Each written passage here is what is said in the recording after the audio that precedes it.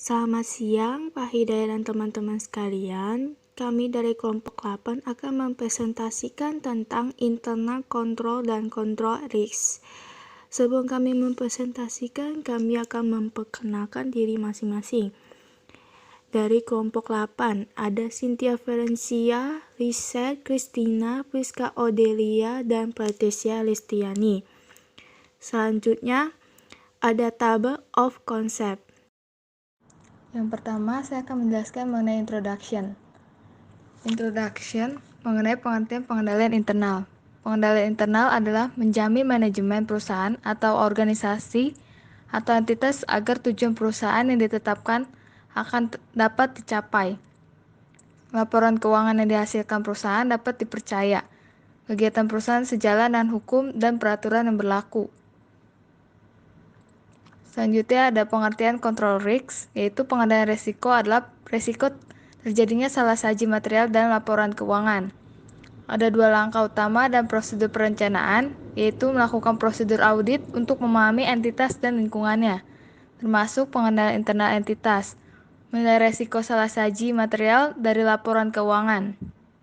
Untuk langkah yang kedua adalah mempertimbangkan pengendalian internal dan pengendalian risiko sangat penting. Selanjutnya ada internal control define, yaitu pengendalian internal yang ditetapkan oleh Komite Organisasi Sponsoring dari Komisi Tradeway atau COSO, adalah suatu proses yang dilakukan oleh Dewan Direksi Manajemen dan personel lain yang dari suatu entitas yang dirancang untuk memberikan jaminan yang wajar mengenai pencapaian tujuan dalam kategori berikut. Yang pertama ada efektivitas dan efisiensi operasi, keandalan pelaporan keuangan, kepatuhan terhadap akuisisi, dan penggunaan atau disposisi yang tidak sah. Definisi ini mencerminkan konsep dasar tertentu, yaitu pengendalian internal adalah proses pengendalian internal bukan suatu peristiwa atau keadaan, tetapi serangkaian tindakan yang menembus kegiatan entitas. Tindakan ini meresap dan melekat dalam cara manajemen menjalankan bisnis. Pengendalian internal dipengaruhi oleh orang-orang dewan direksi, manajemen, dan personel lain dalam suatu entitas mempengaruhi pengendalian internal. Orang-orang yang di suatu organisasi pada saat itu dengan apa yang mereka lakukan dan katakan. Orang-orang menetapkan tujuan entitas dan menerapkannya dan mekanisme kontrol. Kontrol internal dapat diharapkan hanya memberikan jaminan yang masuk akal, bukan jaminan absolut kepada manajemen dan dewan entitas bahwa tujuan perusahaan. Pengendalian internal diarahkan untuk pencapaian tujuan dalam satu atau lebih kategori yang tumpang tindih atau terpisah, yaitu operation, financial reporting, compliance, safeguarding of asset. Komponen dari pengendalian internal standar internasional mensyaratkan bahwa auditor memperoleh pemahaman tentang pengendalian internal yang relevan dengan audit. Dalam ISA 315, membedakan komponen berikut dari pengendalian internal yaitu lingkungan kontrol, proses menilai risiko entitas sistem informasi, dan proses bisnis terkait dengan relevan dengan pelaporan dan komunikasi keuangan monitor kontrol. Selanjutnya, terdapat dalam illustration 7.1, yaitu ada components of internal control. Yang pertama itu ada monitoring, information and communication, control activities, risk assessment, dan control environment. Selanjutnya ada fraud surface, yang artinya adalah suatu tindakan yang disengaja oleh satu individu atau lebih dalam manajemen atau pihak yang bertanggung jawab atas tata kelola karyawan dan pihak ketiga yang melibatkan penggunaan tipu muslihat untuk memperoleh satu keuntungan secara tidak adil atau melanggar hukum. Yang kedua ada manajemen control objektif, financial reporting controls, controls over transaction, management information system, operation and compliance control, design and implementation of controls. Selanjutnya, di poin 7.4, the importance of internal control. Internal control adalah mekanisme manajemen yang paling bagus untuk melihat tujuan dan sasaran yang mau dicapai, baik secara formal maupun informal. Manajemen menetapkan tujuan mereka ingin dicapai bisnis. Kontrol yang mudah penting bagi manajemen adalah kontrol untuk memastikan operasi yang efisien, kontrol untuk merekrut dan mempertahankan karyawan, dan kontrol untuk membuat pelanggan. Kontrol internal yang penting bagi auditor adalah kontrol memastikan bahwa laporan keuangan mencerminkan kondisi ekonomi sebenarnya dari entitas, seperti kontrol untuk memastikan akuratan input data, kontrol akses untuk memastikan bahwa hanya orang yang berwenang dapat mengakses. Para individu tidak tergoda untuk melakukan penipuan.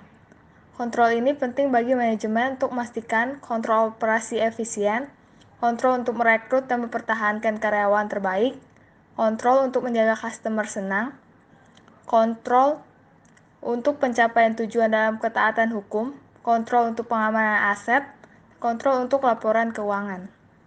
Nah, selanjutnya akan dijelaskan oleh teman saya.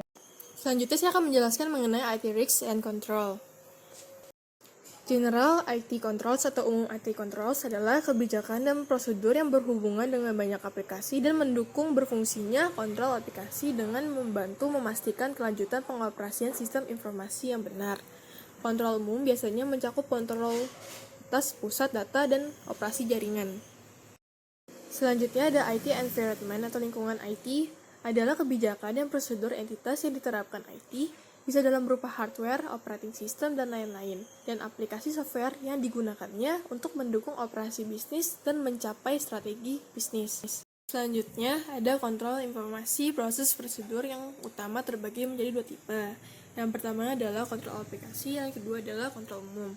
Kontrol aplikasi adalah kontrol yang berlaku untuk aplikasi yang memulai merekam, memproses, dan melaporkan transaksi seperti Microsoft Office, SAP, QuickBooks daripada sistem komputer pada umumnya. Contohnya, pemeriksaan edit data input, pemeriksaan urutan numerik, dan tindak lanjut manual atas laporan pengecualian. Dan kontrol umum adalah kontrol atas otorisasi, transaksi, dan kegiatan yang tepat. Application Control. Ada beberapa kontrol aplikasi standar. Yang pertama adalah Chart of Account adalah kontrol aplikasi importer karena menyediakan kerangka kerja untuk menentukan informasi yang disajikan pada laporan keuangan dan anggaran. Yang selanjutnya adalah perangkat kontrol yang paling banyak digunakan adalah penggunaan nomor seri pada dokumen dan transaksi input. Contohnya seperti cek, tiket, faktur penjualan, pesanan, pembelian, sertifikat saham, dan banyak surat bisnis yang lainnya menggunakan kontrol ini. Yang kedua adalah General IT Controls. Kontrol teknologi informasi umum memastikan bahwa akses ke sistem komputer terbatas pada orang-orang yang memiliki hak atas informasi. Delegasian wewenang yang tepat menetapkan batas-batas tingkat resiko yang dapat diterima dan batas-batas ini menentukan kebijaksanaan karyawan yang didelegasikan untuk mengotorisasi jenis-jenis utama transaksi bisnis, otorasi umum, atau yang spesifik. Yang ketiga adalah Computer Facility Controls. Fasilitas komputer mungkin memiliki beberapa jenis kontrol. Yang pertama adalah kontrol umum seperti akses kontrol atau aplikasi kontrol. Contohnya itu seperti kata sandi, hanya mengizinkan orang yang berwenang masuk ke dalam software komputer. Yang kedua adalah kontrol umum yang sangat penting adalah prosedur pencadangan dan pemulihan, karena siapapun yang memiliki sistem turun tanpa catatan terkini yang mendukung secara membandai akan memberitahu Anda. Terus contoh fisik itu seperti kunci pada pintu ke ruangan komputer dan kunci lemari software dan backup untuk melindungi komponen aset dari sistem komputer. Selanjutnya yang keempat adalah IT Risk. Auditor harus menyadari bahwa teknologi informasi menimbulkan resiko spesifik terhadap internal control, termasuk 1. Ketergantungan pada sistem dan program yang memproses data secara tidak akurat. Yang kedua, akses tidak sah ke data yang dapat mengakibatkan penghancuran data atau perubahan data yang tidak patut, termasuk pencatatan transaksi yang tidak sah atau tidak ada atau pencatatan transaksi yang tidak tepat. Yang ketiga, kemungkinan personal teknologi informasi mendapatkan hak akses di luar yang diperlukan untuk melakukan tugas yang ditugaskan sehingga memecah pemisahan tugas. Selanjutnya, perubahan tidak sah ke data dalam file master. Selanjutnya adalah perubahan yang tidak sah pada sistem atau program, gagal membuat perubahan yang diperlukan untuk sistem atau program, intervensi manual yang tidak pantas, potensi hilangnya data, atau ketidakmampuan untuk mengakses data sesuai kebutuhan. Kegagalan manajemen untuk melakukan sumber daya yang cukup untuk mengatasi resiko keamanan IT dapat mempengaruhi internal control dengan memungkinkan perubahan tidak tepat dilakukan pada program komputer atau data atau transaksi yang tidak sah untuk proses. Selanjutnya adalah ketidakkonsistenan antara strategi informasi teknologi dan strategi bisnisnya. Selanjutnya, perubahan dalam lingkungan IT. Dan yang kelima adalah input risk. Input harus akurat, valid, dan lengkap. Selanjutnya, yang dituju 7.6 adalah Component of Internal Control.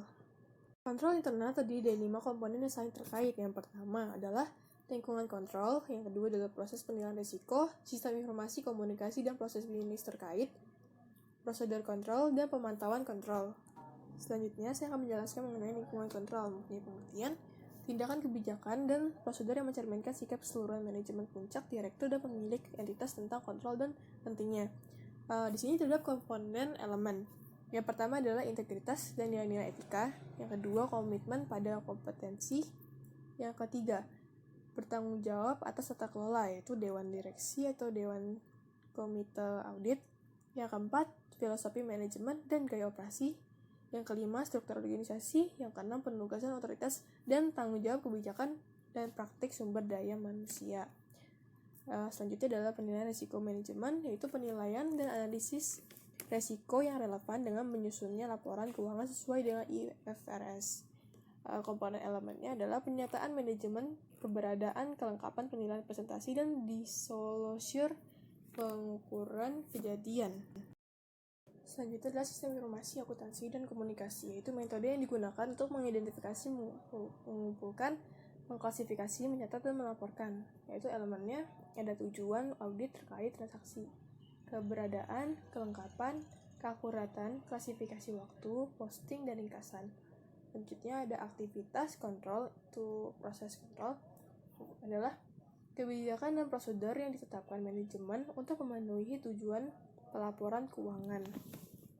Elemennya adalah pemisahan tugas yang memadai, otorisasi, transaksi, dan aktivitas yang tepat, kontrol komputer tertentu, dokumen dan catatan yang memadai, kontrol fisik atas aset dan catatan.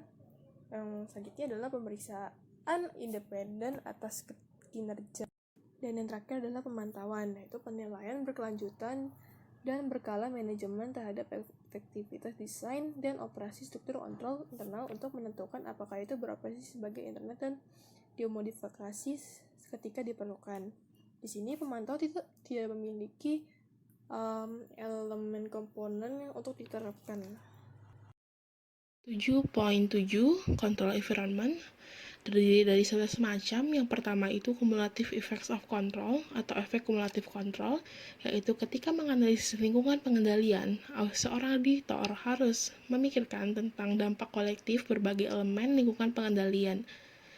Yang kedua, Organization Management atau manajemen organisasi. Sikap manajemen organisasi, gaya manajemen, budaya perusahaan, dan nilai-nilai adalah inti dari kontrol yang efisien. Jika manajemen berpendapat bahwa kontrol itu penting, maka karyawan di perusahaan akan mematuhi kebijakan dan prosedur pengendalian. Yang ketiga, Element of the Control Environment atau elemen lingkungan kontrol. Terdapat 7 unsur. Yang pertama, komunikasi dan penegakan integritas dan nilai etika. Yang kedua, komitmen untuk kompetensi. Yang ketiga, partisipasi mereka yang dibebankan dengan tata kelola. Yang keempat, filsafat dan gaya operasi karakteristik manajemen.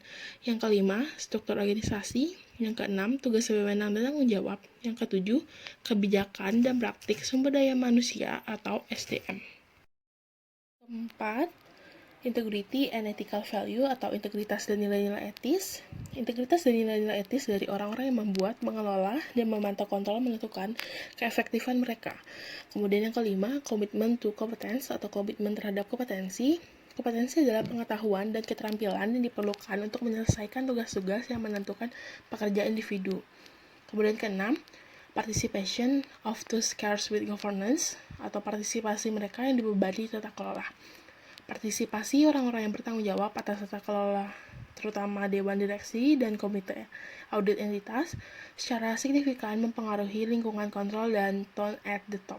Kemudian yang ketujuh, auditor evaluation of those charged with governance atau evaluasi auditor terhadap orang-orang yang dibebani dan tata kelola. Faktor-faktor penting untuk dipertimbangkan dalam mengevaluasi dewan direksi, dewan pengawas, atau badan yang sebanding adalah pengalaman dan status anggotanya tersebut. Kemudian tingkat keterlibatannya, pengawasan kegiatan, dan kesesuaian tindakannya. 7. Manajemen Philosophy and Operating Styles atau filsafat dan gaya operasi manajemen. Filosofi dan gaya operasi manajemen merupakan etika tentang dan pendekatan untuk pelaporan keuangan, masalah akuntansi, dan untuk mengambil dan mengelola risiko bisnis. Kedelapan, organizational structure atau struktur organisasi, yaitu struktur organisasi entitas menyediakan kerangka kerja di mana kegiatan bisnis yang direncanakan, dilaksanakan, dikendalikan, kemudian dipantau. Kesembilan, assignments of authority and responsibility atau penugasan otoritas dan tanggung jawab. Bagaimana wewenang dan tanggung jawab ditugaskan di seluruh organisasi dan yang diasosiasikan garis pelaporan berdampak terhadap kontrol. Kemudian yang ke-10, human resource policies and parties atau kebijakan dan praktik sumber daya manusia. Di mana di sini elemen paling penting dari lingkungan kontrol adalah personil atau personal dari orang-orang tersebut. Itulah sebabnya kebijakan dan praktik sumber daya manusia sangat penting. Kemudian yang terakhir atau yang ke-11, factor on which to assess internal control atau faktor yang digunakan untuk menilai pengendalian internal. Elemen lingkungan pengendalian negatif seperti ketidaksetiaan manajemen dengan integritas yang rendah, manajemen yang tidak kompeten, atau pemerintah yang tidak dapat meningkatkan risiko salah saji laporan keuangan. 7.8 Risk Assessment. Jadi risk assessment ini ada yang pertama internal and external business risks, yaitu risiko bisnis internal dan eksternal. Risiko terhadap organisasi dapat timbul dari faktor eksternal, yaitu faktor-faktor luar, atau faktor internal, yaitu faktor-faktor dalam. Kemudian yang kedua ada identify risks of a business atau identifikasi resiko suatu bisnis, seperti ada beberapa metode, yaitu yang pertama mengidentifikasi sumber daya, kemudian yang kedua mengidentifikasi kemungkinan kewajiban, ketiga meninjau risiko, yang keempat mempertimbangkan risiko tambahan, yang kelima berupaya mengantisipasi perubahan. Kemudian yang ketiga, condition that may increase risk atau kondisi yang dapat meningkatkan risiko. Kondisi tertentu dapat meningkatkan sebuah risiko dan oleh karena itu perlu mendapat pertimbangan khusus. 7.9 Information System Communication and Related Business Processes. Yang pertama, information system includes atau sistem informasi mencakup. Organisasi menggunakan berbagai informasi. Sistem informasi yang digunakan oleh perusahaan meliputi beberapa sistem, yaitu sistem akuntansi, produksi, anggaran, kepegawaian, dan perangkat lunak, dan masih banyak lagi yang lain-lain. Financial Reporting Information System and Processes atau sistem dan proses informasi pelaporan. Terdiri dari 6 macam. Yang pertama itu transaksi operasional, kedua prosedur, yang ketiga catatan akuntansi terkait, keempat sistem informasi menangkap peristiwa dan kondisi, yang kelima mengontrol entry jurnal, yang keenam proses pelaporan keuangan. Ketiga, IT Transaction Procedure atau prosedur transaksi IT. Jadi prosedur di mana transaksi IT ini adalah di mana transaksi dimulai, dicatat, diproses, dan dilaporkan dari kejadiannya hingga dimasukkan ke dalam laporan keuangan meliputi entry total transaksi ke dalam buku besar atau catatan yang setara, dan pemahaman berulang dan jarang terjadi atau penyesuaian yang tidak biasa untuk laporan keuangan. Keempat, accounting system atau sistem akuntansi. Untuk tujuan dokumentasi pengendalian internal, auditor dapat melihat sistem akuntansi sebagai serangkaian langkah di mana peristiwa ekonomi adalah kegiatan keuangan dan disusun dalam buku besar normal dan pada akhirnya tercermin dalam pencatatan. 5. Financial Reporting Process atau proses pelaporan keuangan. Seorang auditor harus mengetahui bagaimana perusahaan mengkomunikasikan hal-hal penting yang berkaitan dengan pelaporan keuangan. Saat mengevaluasi sistem komunikasi, auditor akan mempertimbangkan beberapa hal. Yang pertama, keefektifan tugas dan tanggung jawab pengawasan karyawan. Yang kedua, kecukupan komunikasi di seluruh organisasi, contohnya antara kegiatan pengadaan dan produksi. Yang ketiga, keterbukaan dan efektivitas saluran dengan pelanggan, pemasok, dan pihak eksternal lainnya untuk mengkomunikasikan informasi tentang perubahan kebutuhan pelanggan. Selanjutnya, kita akan bahas poin 7.10, yaitu control activities atau control procedures. Pertama, terdapat dua elemen dalam prosedur pengendalian itu sendiri, yaitu yang pertama, kebijakan yang harus dilakukan, dan yang kedua, prosedur yang mempengaruhi kebijakan tersebut. Terdapat beberapa kategori dalam kinerja pengendalian yang terdapat dalam ISA 315, yaitu yang pertama, performance review, yang kedua, information processing, yaitu accuracy, adequate documents, dan application control. Yang ketiga, physical control, yang keempat, segregation of duties, yang kelima, authorization of transactions and activities, general control. Lalu poin 7.11 yaitu monitoring of controls. Di mana yang pertama kita akan membahas tentang fungsi monitoring, yaitu agar manajemen dapat menentukan bahwa pengendalian internal beroperasi sebagaimana yang dimaksud, dan bahwa mereka telah melakukan modifikasi sesuai untuk perubahan kondisi yang ada. Terdapat dua poin utama di dalam monitoring of controls. Yang pertama yaitu internal controls over time, di mana manajemen perlu menentukan apakah sistem pengendalian internal tetap relevan dan mampu mengatasi resiko baru yang akan datang. Lalu untuk poin yang kedua yaitu evaluation of monitoring activities, yaitu untuk memonitor beberapa kegiatan yang dapat menimbulkan masalah ke depannya. Poin 7.12 yaitu hard and soft control, di mana manajemen merancang dan menetapkan seperangkat aturan, kendala fisik, dan aktivitas yang disebut pengendalian internal, di mana pengendalian internal tersebut dibagi menjadi dua, yaitu yang pertama hard controls, yang kedua soft controls, di mana hard controls adalah pengendalian yang ditujukan pada karakter formal dan berwujud, sedangkan soft control sendiri adalah pengendalian yang tertuju pada prosedur dan protokol yang akan dilakukan ke depannya. Selanjutnya ada social psychological factor. Nah, di sini ada tujuan faktor psikologi sosial yang mempengaruhi perilaku orang dalam organisasi yang dikemukakan oleh Muir Kapten. Di sini ada 7. Yang pertama adalah clarity. Clarity itu adalah semakin jelas ekspektasinya, semakin baik orang tahu apa yang harus mereka lakukan. Terus bagaimana melakukan kontrol dan semakin besar kemungkinan mereka untuk bertindak berdasarkan itu. Terus yang kedua adalah role modeling, yaitu memberi contoh yang baik agar dapat organisasi menjadi lebih baik ke depannya. Terus yang ketiga adalah achievability of goals, yaitu setiap pihak harus dapat melakukan setiap tugas yang diberikan dan diharapkan dapat diselesaikan oleh mereka. Yang keempat adalah commitment, yaitu memperlakukan setiap orang dengan hormat. Dengan hormat juga tetap mempertahankan kinerja di organisasi. Yang kelima itu adalah transparency of behavior, yaitu semakin baik orang mengamati perilaku mereka sendiri dan orang lain, dan efeknya semakin mereka memperhitungkan perilaku mereka. Terus yang keenam ada openness, yaitu dalam diskusi organisasi yang dapat memberikan pelajaran bagi satu sama lain. Yang ketujuh itu adalah enforcement, yaitu apresiasi yang diberikan kepada suatu pihak untuk meningkatkan kinerja.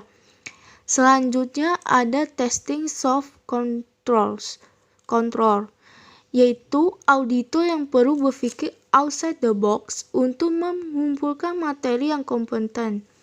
Dan di sini ada 5 survei karyawan dalam mengevaluasi keberhasilan upaya manajemen.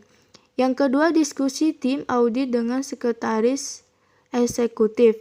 Yang ketiga, pengetahuan auditor internal. Yang keempat itu adalah hasil audit masa lalu atas kegiatan pengendalian dan reaksi serta pembaikan dari manajemen. Yang kelima itu partisipasi auditor internal dalam keterlibatan dalam penerapan dan penilaian etika serta kepatuhan program dan lainnya. Ada design of internal control.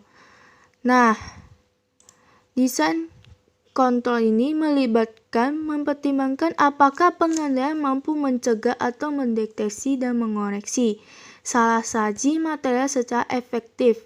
Kesalahan dalam perancangan terjadi saat aktivitas pengendalian internal yang penting dirancang oleh para profesional dengan pengetahuan akuntansi yang terbatas. 6. Design of internal control. Yang pertama itu adalah pengendalian mengatasi resiko yang signifikan. Nah, di sini artinya itu untuk resiko yang signifikan, auditor harus mengevaluasi rancangan pengendalian entitas, termasuk prosedur pengendalian yang relevan. Implementasi suatu kontrol berarti bahwa kontrol tersebut ada dan entitas tersebut menggunakannya. Yang kedua itu kontrol risiko, yaitu fungsi dari keefektifan perancangan, pelaksanaan, dan pengendalian internal oleh manajemen untuk menangani risiko yang teridentifikasi yang mengancam pencapaian tujuan entitas yang terkait dengan penyusunan laporan keuangan entitas. Yang ketiga itu adalah menilai desain kontrol, yaitu kontrol yang diciptakan untuk memastikan bahwa suatu tujuan dapat dipenuhi. Lalu yang keempat adalah penyertaan keuangan, pengesahan, dan pengendalian. Di sini tujuannya itu bahwa semua penjualan yang berjumlah ke saldo akun pendapatan, sebenarnya setiap transaksi penjualan yang menyusun pendapatan memenuhi definisi pendapatan dan benar-benar terjadi. Lalu yang kelima itu metode untuk memperoleh kontrol audit bukti. Nah, untuk memperoleh bukti audit tentang desain dan implementasi kontrol yang relevan dan dapat melibatkan ada 4. Yang pertama adalah pertanyaan yang diarahkan pada personel. Terus yang kedua itu adalah kontrol khusus. Audit dapat mengamati dan melakukan ulang aplikasi pengamatan aplikasi pengontrolan atau melakukan kembali aplikasi itu sendiri. Yang ketiga adalah memeriksa dokumen dan laporan. Yang keempat adalah menelusuri transaksi melalui sistem informasi keuangan yang relevan. Terus yang keenam ada uji kontrol desain. Di sini uji kontrol desain itu ada kekurangannya. Kekurangan dalam pengenalan internal ada bila kontrol dirancang, dilaksanakan atau dioperasikan sedemikian rupa sehingga tidak dapat mencegah atau mendeteksi dan memperbaiki salah saji dalam laporan keuangan secara tepat waktu. Terus berikutnya itu adalah kontrol yang diperlukan untuk mencegah atau mendeteksi dan memperbaiki salah saji dalam laporan keuangan secara tepat waktu. Itu tidak ada. Selanjutnya adalah preliminary assessment of control risk. Itu adalah saat merencanakan audit untuk menilai risiko pengendalian, auditor melakukan sejumlah tugas. Nah, tugasnya itu ada auditor mempertimbangkan hasil audit sebelumnya yang melibatkan evaluasi efektivitas operasi pengendalian internal, termasuk sifat dasar, identifikasi, dan tindakan yang diambil untuk mengatasinya. Nah, auditor mungkin mencoba untuk mendapatkan ide bagus tentang formula transaksi yang dapat menentukan apakah akan lebih efisien jika auditor mengandalkan pengendalian internal. Terus selanjutnya itu ada summary. Nah, summary ini itu dari semuanya itu ada pengendalian internal menurut komite yang mensponsori organisasi komisi Trade-wide atau COSO adalah suatu proses yang dilakukan oleh Dewan Direksi, manajemen, dan personel lain dari suatu entitas yang dirancang untuk memberikan jaminan yang wajar mengenai pencapaian tujuan dalam kategori berikut. Ada efektivitas dan efisiensi operasi, keandalan pelaporan keuangan, kepatuhan terhadap undang-undang dan peraturan yang berlaku, dan pengamanan aset terhadap akuisisi penggunaan dan atau disposisi yang tidak sah. Selanjutnya, sekian dan terima kasih.